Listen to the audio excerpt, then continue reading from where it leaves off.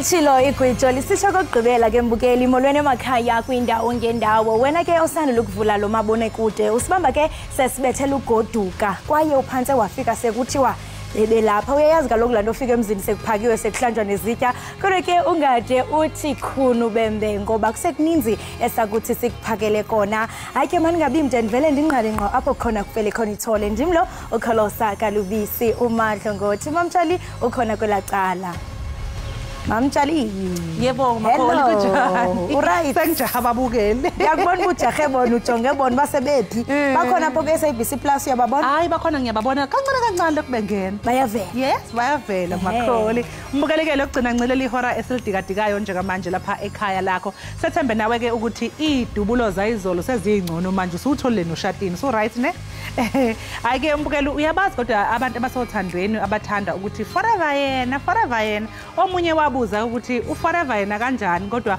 kubo esakufaka ngathi uyi-truck yenhlabathi uthi woza ima teta futhi woza ke hayi cha niyakhuluma ko-social media siyabonga kakhulu ke babukeli ngokusinihlanganyele kanye nathi kusukela ekuseni saqala ngehora lesithupha kuze kube manje siyathembisa ukuthi ke solokhu nje siqhubekele sikumtshela sikwazisa nangey'ndaba ey'hamba phambili njengamanje ke mbukela ke sibheke ehamba phambili kuleli hora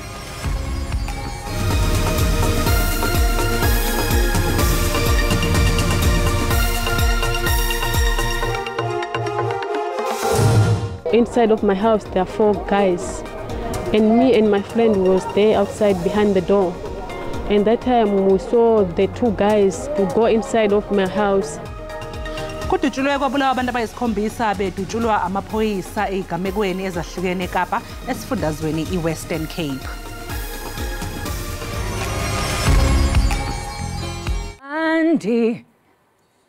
Andinanto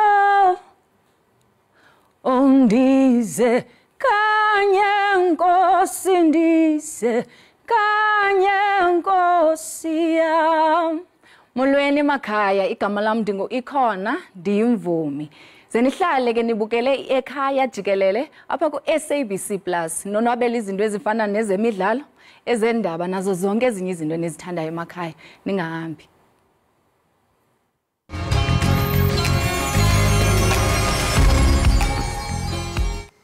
Babalelwa kwaba isikhombisa abantu abadlule emhlabeni ezigamekweni zodlame ezimbili ezahlukene eKapa.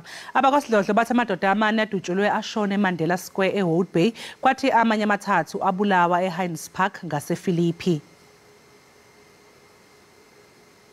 Amadoda amane kunye namakhosikazi amabini bebezihlelele kulityotyombe bonwabele umdlalo webhola ekhatywayo. Amadoda axhobileyo athi angena ngesiquphe athulula imbumbulu ngokungenalusini ebulala lamadoda amane. We are there with my friends to chilling. Yeah, that time inside of my house there are 4 guys, and me and my friend was there outside behind the door. And that time we saw the 2 guys to go inside of my house. Omane lamaxhoba kukholelwa ekubeni ngabemi baseMalawi. We needed to send the border to home, but it's gonna be difficult now. We see what we can manage because we've been staying now together with other family members. Then we can make it little.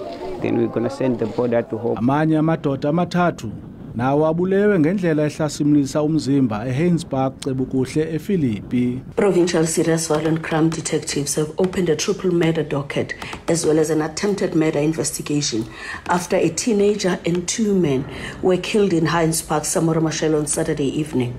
Reports indicate that yet to be identified gunmen shot 1 victim multiple times, stabbed another, and hit a 3rd one with a brick. All 3 died on the scene. Meanwhile, a 4th person who was shot in the back was transported to a medical facility for treatment. Ukanti akukho bani usele nqakulo ngezi zehlo zozibini.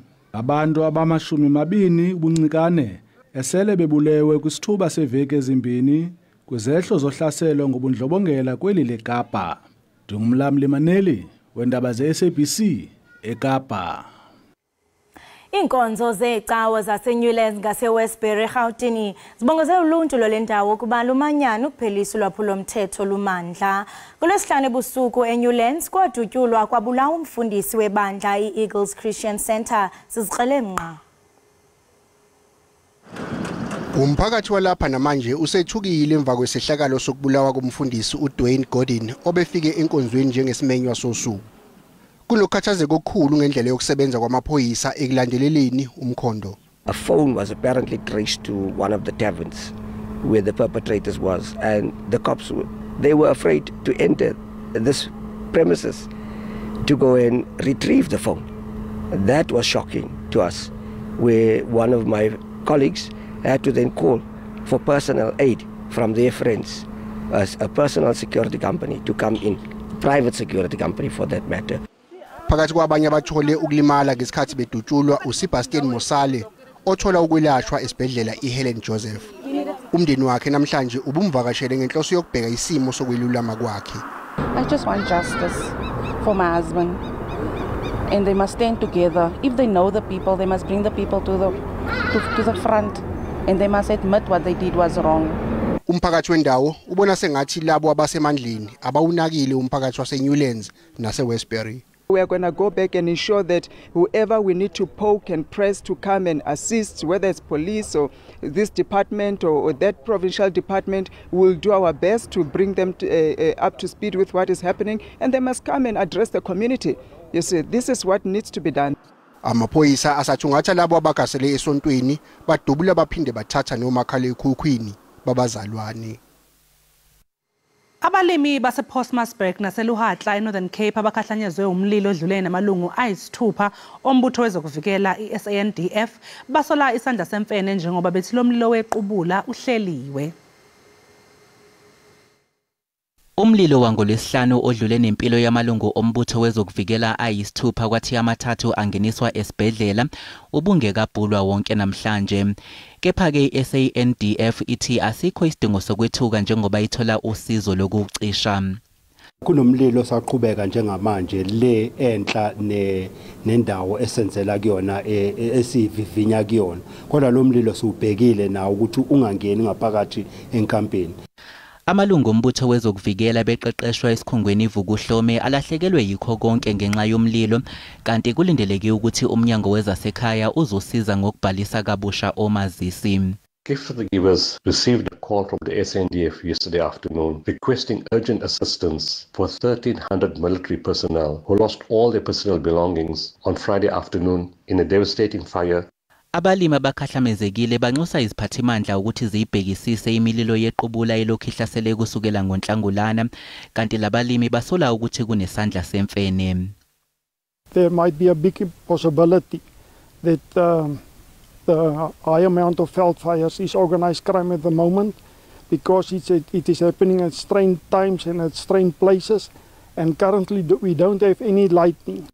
Umnyango wezolimo eNorthern Cape usuzibophezele ngokwelekelela abalimi abakhahlamezekile kanti kusasa kulindeleke ukuthi imindeni yabaphangalele izohlonza izidumbu zabathandiweyo bayo. Uluntu lwelokishi yaseLamontville eThekwini lusikhabile isiphakamiso sokuba kuvalwe iposi kule lokishi bekhalazela ukuba oku kuzokwenzakalisa uninzi labahlali kuquka abantu abadala abafumana imali yenkamnkam nanjengoko besebenzisa iposi ixesha elininzi.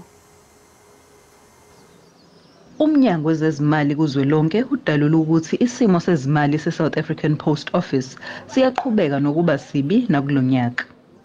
Ungqongqoshe wezokuxhumana uMondli Gungubele uthe amagatsha angama318 asevaliwe ezweni lonke kusuka ngomhla ka1 kuMbasa ngo2020 kuze kube umhla ka5 kuNhlaba kulonyaka. Ngaya kwathiwa iyandiza emoyeni ngaya kasasa kwathiwa ikhona imali eposini banganginikeza kwaku-April kwaku-April kwaku-May kwaku-June kazohlala ngoJuly imali yami.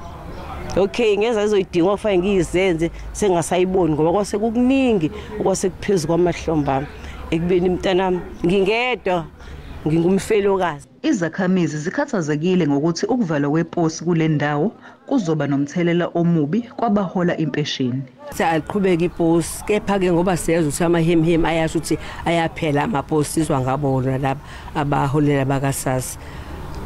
ake sibonele abasibonele indlela ezobalula kwabantu abadala. Usasa weluleke abahola impesheni ukuthi basebenzise ezinye izindlela zokuhola. Sikumkhankaso okwazisa abantu bakithi ukuthi banelungelo lokuyishintsha indlela abayithola ngayo imali mekuthi ke kunomuntu ofuna ukuyishintsha indlela ayithola ngayo le mali esibonele. Estatementeni uhlangothi lwabatakuli bebhizinisi eposini bathi iposi lafaka ngaphansi kwabatakuli ibusiness rescue ngenxa yokuthi banezinkinga zemali.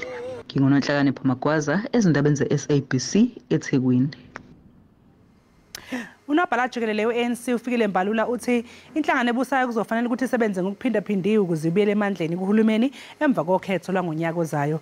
Ubekhuluma phambi kwabalandeli be-ANC enkundleni iHerigwala eMgungundlovu izolo njengoba beqhuba izithangamizo kuhambela izifundazwe ngokohlelo lokubukeza umqulu wabo wezithembiso zokhetho abazenzanga ngo-2019. Abeseka i-ANC baphume ngobuningi babo ke ukuzozizwela mathupha ukuthi ikuphi leli qembu elibusayo eselikwaze ukukwenza elabe likuthembise ngokhetho lango-2019. Ukulethwa kwesidingo zomphakathi bekuseqhulwini. Abeseka leli qembu bathe akulungiswe izinselelo ezivimba ukulethwa kwesidingo zomphakathi. Sangaza sithi i-ANC ingalungisa amaphuthayo njengokuthi ke umphakathi uphelelwa amanzi. Abantwana basesikhathi uthola ukuthi umntwana nganayo imali yokukhokhela isikole. Phakathini wami engcwadi ifamily ebulewe izigebengu. So asiphathile kade siyafisa basizakala singumphakathi. I-ANC yesifundazweni ayenzi kahle neze kweminye imiphumela yokhetho lokuchibiyela. Isilahlekelo ke amawadi angu-13 ethathwa i-IFP. Umbalula uvumile ke ukuthi njengeqembu abagculisekile ngezinga lokulethwa kwesidingo zomphakathi. It's not a given that the people come 2024 will vote for the ANC. We work very hard for the victory of the ANC. We know that the ANC must be united. A divided ANC does not inspire the nation. Our organization must inspire the nation. Umbalula uphinde wanxusa ke iqembu ukuba libumbane lenqande ukubulawa kosopolitiki. Alenganiselwa emashumini ke amabili amakhansela abulewe esifundazweni ngonyaka odlule. NginguSimphiwe Makhanya wezindaba ze-SABC ngisemgungundlovu.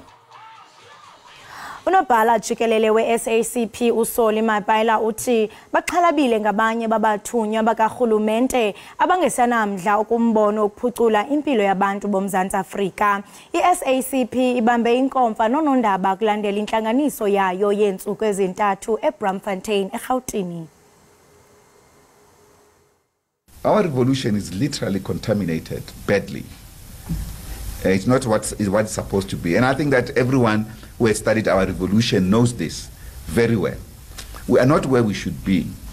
I think we are in a worse off situation, partly because of lack of political respect for political mandate of the ruling party. If you go and assess the manifestos of the ANC from 1994 to now, and see how we have left out, deviated from the core things, the developmental part, the full involvement of the people in their own development, as established in the RDP, for instance, whether it's in tackling housing crisis and everything else, the tenderization of the state, the emergence of compradorial class. Basically, there's a group of individuals in the state system that works for themselves through collaborating with private capital and other countries.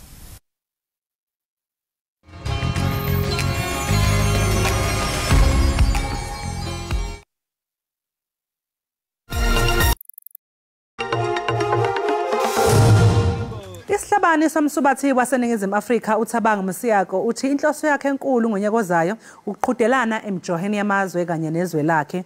Uthi ukufuna ukuqhudelana nabasubathi abahamba phambili emhlabeni ukuze athole amaphuzu engeziwe azomfikisa ke ekungeneleni ama-Olympics ka-2024 eParis. Lembaleki uThabang Msiyako ineminyaka i-28. Kwaye wamkelwe njengeqhawe kwisikhululo somoya saseGqeberha. Ezinye imbaleki ebezimele iTeam SA kuquka uAaron Geland, Precious Mashele noSteven Mukoka.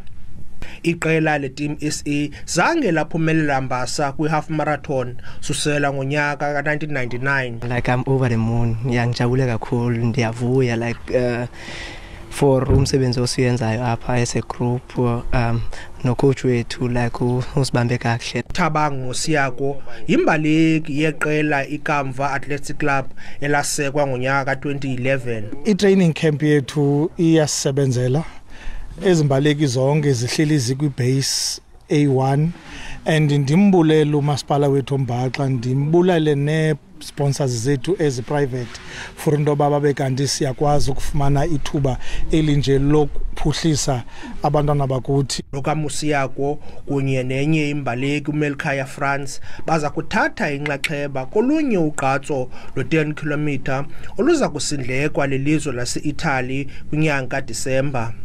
Ndinguzolani Moya wendaba ze-SABC ndiseGqeberha kwiphondo leMpuma Koloni. Mbukele kwamanje ke siphosa amehlo ke sibone ukuthi kumi kanjani kwisimo sezulu.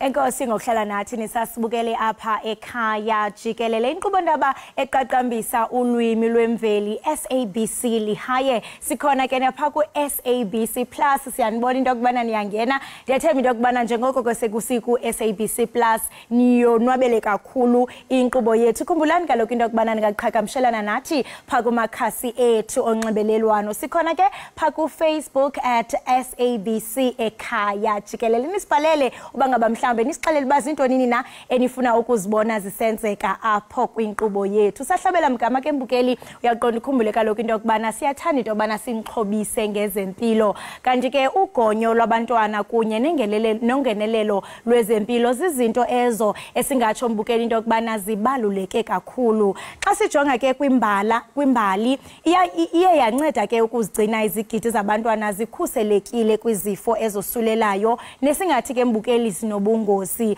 Umetron Mamsi ke Masilela uthetha nathi ke ngokubaluleka kogonyo lwabantwana. Sinaye phaa ke mbukeli kuzomsa usixelela banzi mbukeli into yobana kutheni nje abantwana funeke babe kanti bayagonywa. Mamsi masikubulise sikwamkele enkqubeni ekhaya jikelele sibambe ngazibini ngexesha lakho.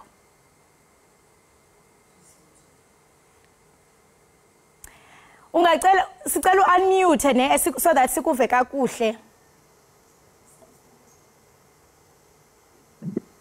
Uyangithola? Ndiyakuva kakuhle. Enkosi kakhulu masikubulise sikwamkele enkqubeni yethu ekhaya jikelele. Enkosi kakhulu ngokuba ube nathi. Ngiyabulela nami ngiyathokoza kakhulu ukuba nani. Ngaphambi kokuba ke sithethe nzulu khawusixelele uxhobise nababukeli bethu into yokubana xa sithetha ngogonyo sithetha ngantoni kwaye ke ndicela nje usithele thuphe ngeprocess yokuba kube kanti kuyagonywa into yokubana lwenziwa njani. Ngithokoze. Nasikhulunywa ngokugonywa vane sikhuluma ngeimmunization. I-immunization sikhuluma nge-vaccine, but ku-health sithi thina it's an immunization masikhuluma ngabantwana, because lapho akusi i-vaccine kuphela but ikhamba nama-drops. Siyazi ukuthi umntwana makaza emtholampilo kufanele athole i-immunization, athole namathosi. Lesa sikhathi ke umntwana nakabelethwa esibhedlela namkhana abelethelwa emtholapilo lo obelethisayo, siyazi ukuthi umntwana angeke aphume ekliniki lapho angakatholi i-BCG. I-BCG i-vaccine eyenza ukuthi umntwana lo ngoba uyavela uphuma esidisini sakamamakhe la ngaphandle kunemimoya eminingi esibiza ukuthi ama-air infection atholakala emimoyeni. So senza sure ukuthi umntwana lo makaphuma esibhedlela athole i-BCG vaccine. That's the first vaccine umntwana ayitholayo ukuze nakaphumele ngaphandle angakwazi ukuthola amalwele akhamba emimoyeni namalwele afana ne-TB. Njengokubalula into okubana niyaqiniseka into okubana niyalwenza ugomo ngaphambi kokuba kanti umntana uyaphuma, ubalula no-air infection. That is, if umntana uyaphumela ngaphandle uzawufumana ezo infections njalo. Ingaba ngaphandle kwayo zintoni mhlawumbe ezinye esingazibona zisenzeke emntwaneni xa ngaba mhlawumbe akafumananga ugonyo? Kwaye ke abantwana bethu kwezi zifo zinokuthintelwa njani? Kunobulwele obuyingozi khulu uma umntwana angakayi ukuyothola umjovo. Khumbula ukuthi umntwana makaphumile leso sikhathi emtholapilo, makabuya uzobuya kithi after 6 weeks. Ku-6 weeks kula sithoma khona imijovo ebaluleke kakhulu esibiza ngokuthi it's a vaccine. Phakathi kwaleyo vaccine leyo umntwana uthola ipolio. Ipolio mathosi esiwathondisela ngaphakathi komlomo umntwana ukuthi umntwana loyo angabi nepolio. Mangenzeka loyo mntwana loyo angayitholi lelo thosi lelo, makufika isikhathi lapha sekana 5 years ukuya phezulu umntwana angaba paralyzed, which is very very very dangerous. And then ke kube nabo diphtheria abazokutholakala ngaphakathi kwe-vaccine esizomnikeza yona ukuthi umntwana lo makasekakhulile angabi nabo-measles, angabi paralyzed. It's very important ukuthi umntwana umlethe starting from day 1 kuze kufike ku-6 weeks, uze ku-10 weeks, uze ku-14 weeks, boyokufika la umntwana sekana 12 years khona kumele athole ukugonywa esikubiza ukuthi is immunization. Kuyaphawuleka into yokubana ekupheleni konyaka ophelileyo wena mamsi uMzantsi Afrika uye warekhoda uqhambuko okanye i-outbreak lwesifo selemasisi olubeka enciphelweni impilo yabantwana, ingakumbi ke abe singathi into yokubana baye bathi miss out ugonyo lwabo okanye i-child immunization. Ungathi mamsi lenza ntoni isebe lezempilo uqinisekisa into yokuba abantwana bayalufumana ugonyo kwaye baqinisekisa ukuba abantwana basoloko begonya bengaphoswa? ISouth Africa yonke kuphi nakuphi la kunomtholapilo khona, na uthatha umntwana umusa for immunization ugonywa mahala, akabhadali. Omunye nomunye umama makaceda ukuthola umntwana uphuma ne-immunization booklet ezomtshela ukuthi nge-6 weeks umntwana akho uyothola yiphi i-vaccine, nge-10 weeks uyokuthola yiphi i-vaccine.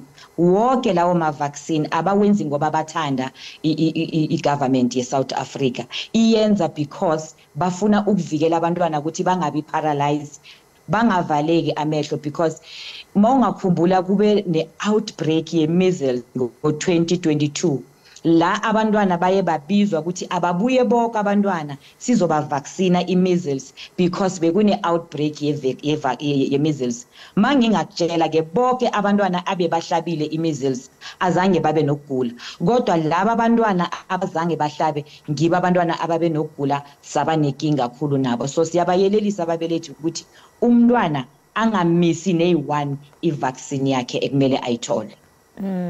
Ingxelo eyakhutshwa yi-UNICEF idize ukwehla okukhulu egonyeni kulandela ubhubhane we-COVID-19 into ethi mhlawumbe abazali bebengabasa abantwana babo ukuba kanti bangene for i-immunization. Ungathini kubazali malunga nombono ongachanekanga malunga nezitofu zokugonya kuba kuyabonakala into yokubana kukho inkxalabo kubazali ngento yobana mhlawumbe bafake izitofu ebantwaneni babo. Ungathini nje kuba abazali? Ngingathi kubo abelethi ningathathi izinto enizizwa ngaphandle mabakhuluma ngevaccine ukuthi ivaccine ayise-right, ivaccine izolimaza abantwana. Ivaccine mayifakwa emzimbeni asikhulume nge-measles, kube ne-outbreak ye-measles bazali. Mangabe umntwana bese simvaccinile i-measles, already i-measles siyifakile ngaphakathi kwakhe ngevaccine.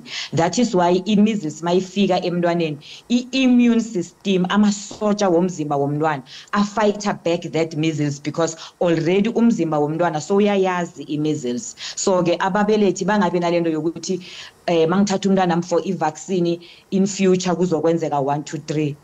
I-vaccine, i-immunization, it was there years ago. Bonke abantwana babekhona.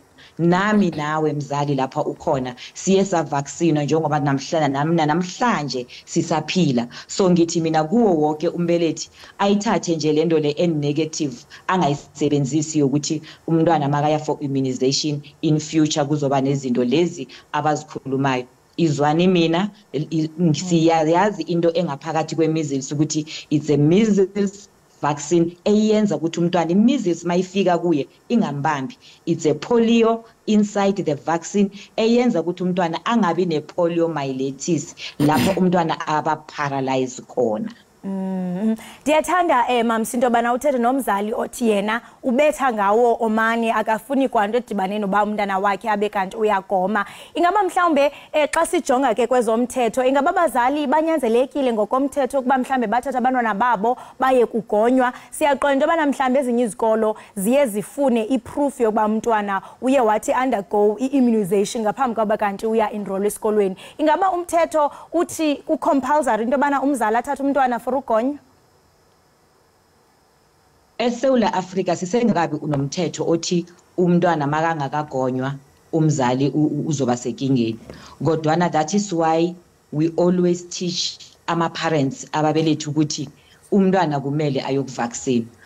Kodwana nanoma eSouth Africa umthetho ungakabi khona ukuthi na ungakathatha umntwana wakho wamusa ku-vaccine angeke uboshwe or akunanto ezokwenzeka kuwe. But wena as umzali ulimaza umntwana wakho. Wena as umzali makufika isikhathi sokuthi umntwana wakho uya esikoleni from a crash bazoyifuna that booklet ye-immunization esinikeze yona umntwana makaceda ukuzalwa. Without that immunization book angeke bamthathe umntwana wakho. The reason is if umntwana wakho bangamthatha uzothelela bonke abantwana ecrash, uzothelela bonke abantwana esikolweni ngisho na ku-community ngama-infection because wakho umntwana is not protected, wakho umntwana is not immunized. That is why sigcizelela kakhulu ukuthi lethani abantwana emtholampilo. Sikhona thina abahlengikazi sizoba vaccina siphinde futhi sichazele ukuthi yenzani le vaccine emzimbeni womntwana.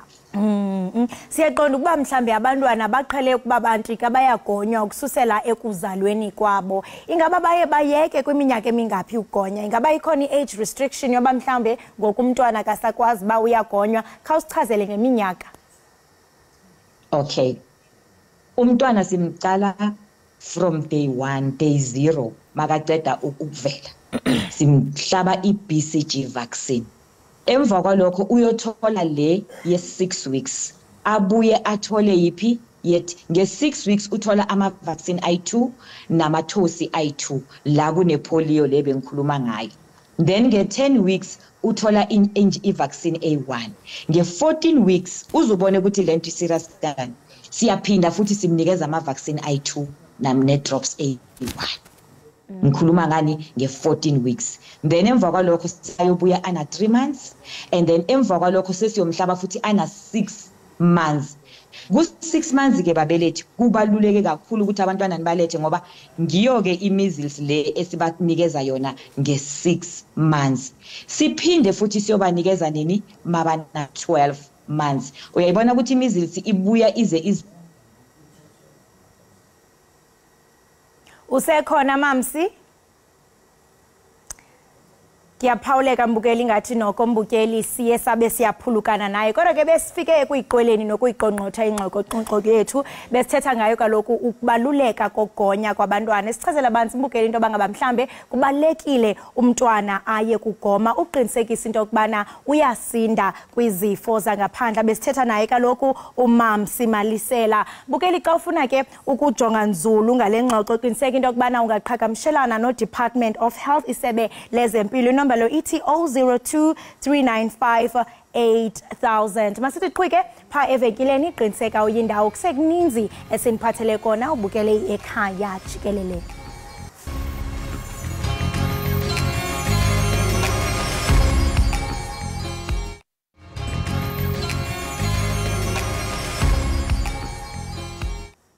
Sibambe ngazo zozibini mbukele ekhaya jikelele ngokuba ube nathi sisahlabela mgama ke November wethu ngaphambi kokuba siqwele siqonqothe elaye eyalerurie. Ngoku ke singena kudliwano ndlebe oluvula amehlo nosuku oluhle nontokozo Mdlongwa umbhali ke ophuma izandla kwincwadi nobhale incwadi ethi Peace in Death. Kule ngxoxo ke iqhokonqa ingcinga siza kuphonononga ke imiqholo enzulu yencwadi yakhe kwaye siphonononge nemingeni abasekhini abajongene nayo eluntwini. Singamashanga xesha ke masikhabele ezimpondweni. Ukhona ke usuku oluhle pha kuZoom. Usuku oluhle masikubulise sikwamkele enkqubeni sibambe ngazibini ngokuba ube nathi namhlanje. Ngiyabonga. Ngaphambili nje kokuba sihlabele mgama ungakhe nje usixelele ngomxholo okanye i-title yencwadi yakho nemiyalezo othe wabe kanti uyayidlulisa kule ncwadi yakho ethi Peace in Death. Okay, my book Peace in Death. In this book we are not talking about death where one dies. In this book the death referred to is marriage. Sorry. The main character, Unomcebo, refers to her marriage as death because the moment she gets married, she expects it to be all roses, wine and everything. That's funny. That's people think marriage is all about. That we all think marriage is all about. But then when she is in the marriage, she later learns what it's not all roses, emshadweni. And she is dead inside, although she is still walking, she is still talking, but the Nomcebo she was before she got married is no longer there. She is dead. She herself can't recognize the Nomcebo staring back at her on the mirror. So that's the death we are talking about in this book. So you speak about Unomcebo being the main character and you really explain into bana death ayiliyo lesiyaziyo that is ukusweleka, but we explain ngokuba mhlambe ukusweleka in marriage. Ingaba mhlambe Peace in Death being the title of your book uzoba negalelo njani kwincoko ngobudlelwano obusekezelwe kusini kunye noxinzelelo lwasekuhlaleni lwabasetyhini. That is, I mean, looking at our country, we are faced with GBV. How are you hoping this book will tackle and also spike conversations around gender-based violence in this country? In this book, most of the times, as a society, we believe ukuthi abantu abahlala emshadweni where there is abuse, yilabantu abangakwazi ukuzinakekela, people who are financial dependent. But Nomcebo's case is different. She is rich. She has a successful career. Imali yakhe can buy umyeni wakhe, like angasebenzi. She has all the money, all the assets. But what makes her stay is the abantu bazothini syndrome. She was raised in a Christian home. Umamaki even reads Bible verses like God hates divorce. Abantu bazokuthini esontweni mabe ebona umntana kaDeaconess sekadivorce. So she stays not because akanayo imali yokuthi azinakekele. She stays because what will people say? And then she believes ukuthi umthandazo wakhe uzomtshentsha umyeni wakhe Thomas. She believes the more she prays, the more the husband will be okay. You'll be the man she fell in love with, but that's not the case. It gets worse. He doesn't change because she wants him to change. He is who he is, but still she stays. And I believe a lot of people will quite relate to this book, especially considering that uNomcebo is suffering from abantu bazothini syndrome. I think that syndrome igcwele kubantu abaninzi kakhulu, especially in marriage. And I mean, people come from different backgrounds. Umuntu aqonda bana mhlambe anduzuphuma because of what the society will say and the beliefs and the societal standards and all of that. So isihloko sale ncwadi ethi Peace in That. I mean, it's quite an interesting title. Ingaba mhlambe isihloko sibaleke ngantoni kumxholo webali, and why was it important for you to actually go for this title ethi Peace in Death? This title came about when I was already done writing the prologue. When the prologue ends, uNomcebo says, there is peace in death. So they say, but 5 years later, I'm still waiting for that peace. So, her referring to a marriage as ugofa, death, that's what inspired the title. So, I was writing and then I was like, okay, peace and death. That's what the title will be, because she had already referred to her marriage as death. That's where the title comes from. Amazing. Kwaye siyaphawula into yobana le ncwadi goca izinto mhlawumbe izinto ezifana ngemitshato engenathando, as you have explained. Unathemba lokuba abafundi baye kufunda ntoni koluphononongo lobudlelwane kunye nokuxhotyiswa kwabantu. What is it that you are hoping for the viewers or people that are going to read your book? What is it that you are hoping that they will take away from reading this book? I'm hoping people will note the moment you start feeling like you are losing yourself to please your partner, that's a red flag. You have to run, walk away, because you can't lose yourself and expect to live a happy life. You can't please people by losing yourself. That's on its own, it's abuse. You are abusing yourself, just like your partner is abusing you. So don't let that happen to you. Don't worry about what the society will say. They'll talk anyway. They'll talk even if you die in this marriage. They'll talk even if you have a broken rib in this marriage. They'll talk even if you leave. So do what's best for you. Save yourself, because no one is coming to. I'm sure everyone have heard ukuthi you can advise umuntu osemathandweni ukuthi shiya lo muntu yaku-abuse, but still angashiyi, because ukushiya comes from within, from the one who's being abused. No matter what people say, yena, as long as yena angakafeel ukuthi this is not what I signed up for, this is not what I want my life to be, ngeke ashiye. So my message to everyone out there who's in an abusive relationship is, the moment you start feeling yourself, losing yourself, please consider your priorities. Who do you prioritize, yourself or the marriage? People will still talk whether you stay or leave. This person you want to please can end up killing you, and the next day, before you are even buried, will start a new relationship, and when you are dead. So choose yourself. Choose yourself. I mean, as you have explained earlier on, that this book follows this young lady by the name of uNomcebo, who finds herself in marriage, but later, obviously, she was expecting a blissful life. Unfortunately, she finds herself in a very sad marriage. I mean, one of the things that you also cover in the book is romance and also step parenting. Can you just enlighten us on the step parenting part? Into bana bekutheni kubalekile into bana uyi-enlightenishe nayo indaba ye-step parenting. I didn't venture more into step parenting But while still married, impregnate another woman. And then they blame Unomcebo for that. They call it a mistake, but we know impregnating someone is not a mistake. It can never be a mistake. So Unomcebo now has to decide whether she accepts this child or she walks away. That's where the step parenting comes in. But I didn't venture into it a lot because I wanted to focus more on gender-based violence, the consequences, what people go through, and all that.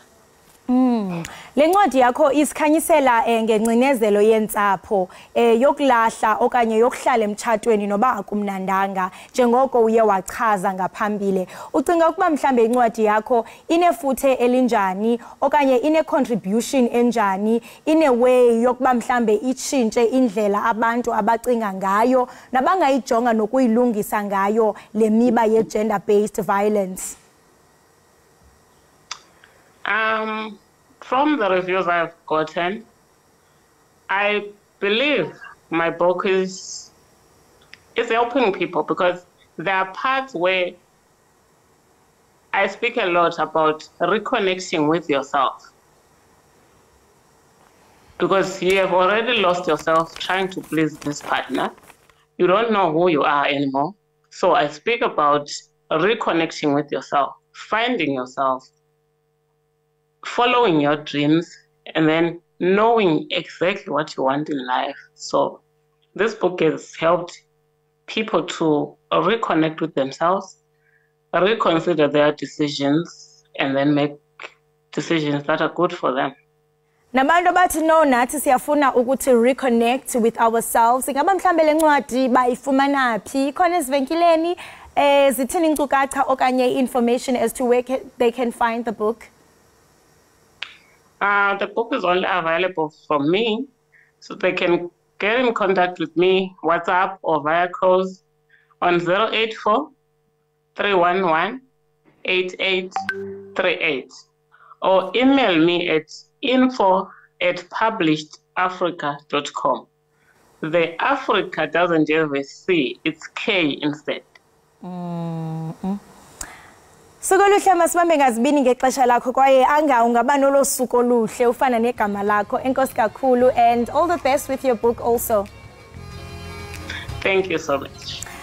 Right, imbukeli wami lo besithetha naye nguye usuku oluhle Nontokozo Mdlongo othe wabhala ke incwadi ethi Peace in Death besiphonononga ke mbukeli bangaba uyayifuna qiniseka into kubana ulandela ingcombolo athe wasipha sona. Ayike siqwela siqonqotha ngolohlobo Ekhaya Jikelele sibambe ngazibini kwigqiza lonke le Ekhaya Jikelele simile nje kaloku asisodwanga kodwa ke bakhona abantu abapha bathi ke ba behind the scenes abaqiniseka into kubana indaba zitshotshenhla kwaye ke uzifumana zitshisa zinjalo mbukeli sibamba ngazo zozibini. Siyabonga kakhulu umbukelini benosuku oluhle nesale kahle.